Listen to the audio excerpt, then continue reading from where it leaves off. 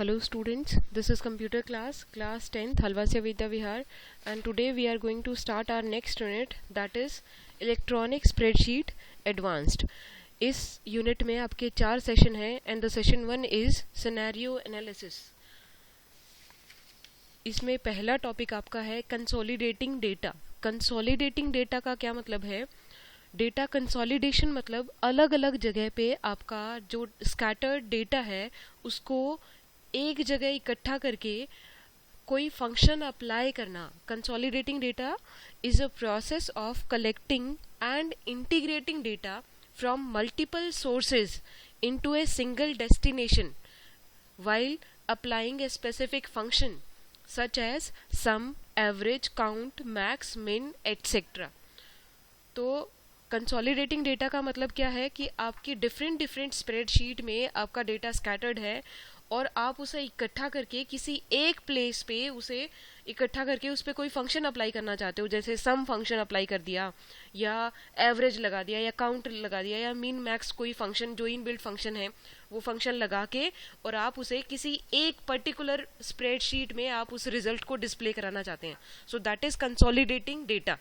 For example आपके पास sheet 1 है, ये आपकी एक वर्कबुक है या इसमें आपकी ये वर्कशीट है. शीट 1 है, ये sheet 2, sheet 3 and sheet 4 is blank.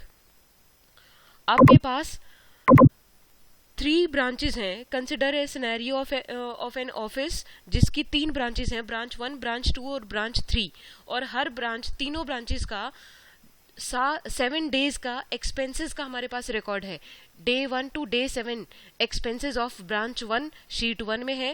Sheet 2 में डे 1 से डे 7 के एक्सपेंसेस ऑफ ब्रांच 2, और शीट 3 में डे 1 से डे 7 के जो एक्सपेंसेस हैं वो ब्रांच 3 के, वो शीट 3 में है. अब आप चाहते हो शीट 4 में you want all the expenses of all the 7 days to be summarized here by summing or as the total of all the expenditures of all the days. Day wise जो branches का expense है उसका सम चाहते हैं. जैसे day 1 का expense of all the 3 branch, day 2 का expense of all the 3 branch, day 3 का expense of branch 1 plus branch 2 plus branch 3. इस तरह से आप आउटपुट चाहते हैं. तो उसके लिए क्या करेंगे? उसके लिए सबसे पहले आप कोई भी स्प्रेडशीट, कोई भी शीट खोलें, शीट 1, शीट 2, शीट 3, और उस रिजल्ट को आप शीट 4 में डिस्प्ले करना चाहते हैं. तो किसी भी शीट में जाके आप डेटा मेन्यू, ठीक है, ये मेन्यू बार है, इसमें डेटा मेन्यू, और उसमें कंसोलिडेट कमांड पे क्लिक करोगे. Consolidate dialog box will appear here. ठीक है, तो उसमें आप सबसे पहले क्या करोगे? बिकॉज आई हैव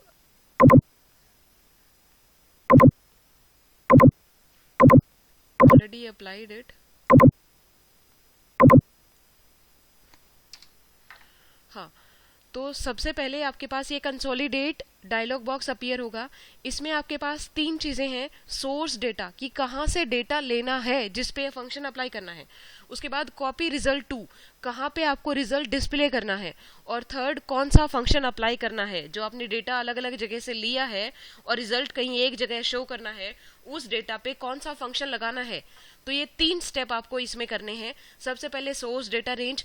तो वो रेंज, अगर आपने रेंज का नाम डिफाइन कर रखा है, हमने 9th क्लास में पढ़ा है किस तरह से आप रेंज का नाम डिफाइन कर सकते हैं. अगर नहीं कर रखा तो कोई बात नहीं, आप इस बॉक्स में क्लिक करेंगे.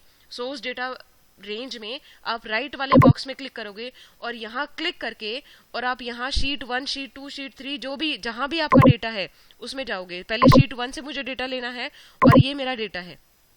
ठीक है, तो ये ऑटोमेटिकली सेलेक्ट कर लेगा कि शीट 1 का B3 से B9 की रेंज, B3 से B9 रेंज है, ये ऐड, और उसके बाद ये आ गया. ये सेलेक्ट आपने सोर्स रेंज, आपकी 3 सोर्स रेंज है, एक शीट 1 से, एक शीट 2 से और एक शीट 3 से. तो पहली जो रेंज है वो आपने सेलेक्ट कर ली और उसके बाद ऐड, एक रेंज आपकी हो गई है. दूसरी रेंज फिर आपको सेलेक्ट करनी है और वो शीट 2 में है, तो शीट 2 पे क्लिक किया और ये सेलेक्ट कर लिया आपने, और उसके बाद इसको भी कर लिया ऐड. शीट 2 में भी B3 से B9. फिर शीट 3 में भी आपका एक डेटा है, तो यहाँ से आपने लिया और ये सेलेक्ट कर लिया और इसको भी शीट 3, B3 और B9 ऐड. तो ये तीन जो सोर्स हैं आपके, आपने तीनों सोर्स ऐड कर लिए यहाँ पे। नेक्स्ट जो आपका स्टेप है, आपको बताना है कि आपका रिजल्ट कहाँ शो करना है। तो चाहो तो अगर same is the step here, अगर आपने रेंज को डिफाइन कर रखा है, मान लो आप चाहते हो शीट 4 में और आपने रेंज डिफाइन कर रखी है, तो आप रेंज का नाम यहाँ दे दो, नहीं तो आप यहाँ पे सेलेक्ट करो। इस बार आपको पूरी रेंज डिफाइन करने की जरूरत नहीं है, आप सिर्फ ये बताओगे कि इस सेल से मेरा रिजल्ट डिस्प्ले करना स्टार्ट करो। तो वो स्टार्टिंग सेल का नाम आपको बताना है, उसके आगे जितनी भी सेल्स होंगी जिनमें वो रिजल्ट डिस्प्ले करना है वो अपने आप ये स्प्रेडशीट अपने आप देख लेगी।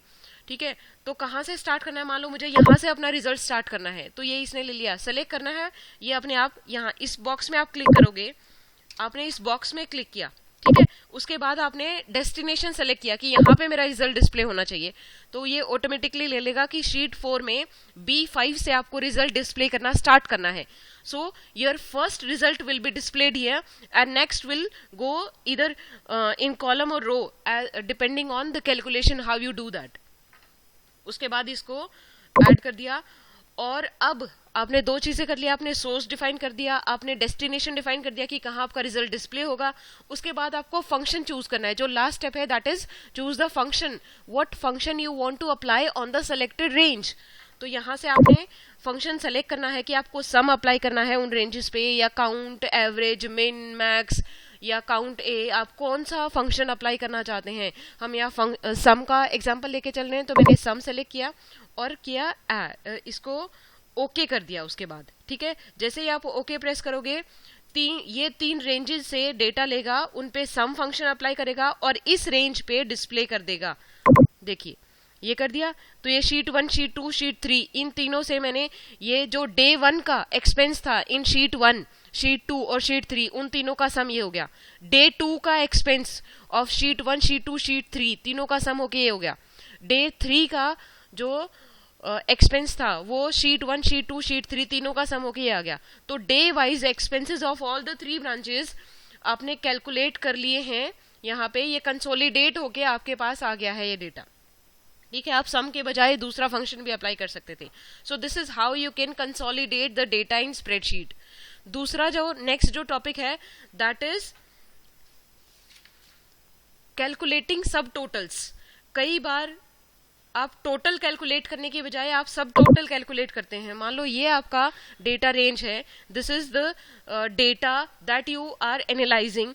कई बार ऐसा होता है कि आप यहाँ पे पूरा टोटल कैलकुलेट, इन सब का पूरा टोटल कैलकुलेट करने की बजाय आप कुछ रेंज का टोटल कैलकुलेट करना चाहते हैं। मान लो आप जोन वाइज कैलकुलेट कर रहे हैं कि जोन ए का टोटल सेल कितना है, जोन बी का टोटल सेल कितना है, zone C and zone D.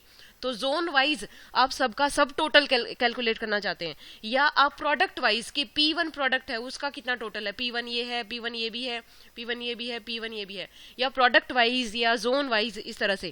ठीक है, तो उसमें इन दैट केस आप सब टोटल फंक्शन है वो यूज करते हैं।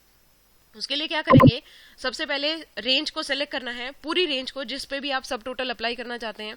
उसके बाद अगेन डेटा मेन्यू और सब टोटल्स पे गए, सब टोटल पे गए, सब टोटल्स आपका डायलॉग बॉक्स अपीयर हो गया।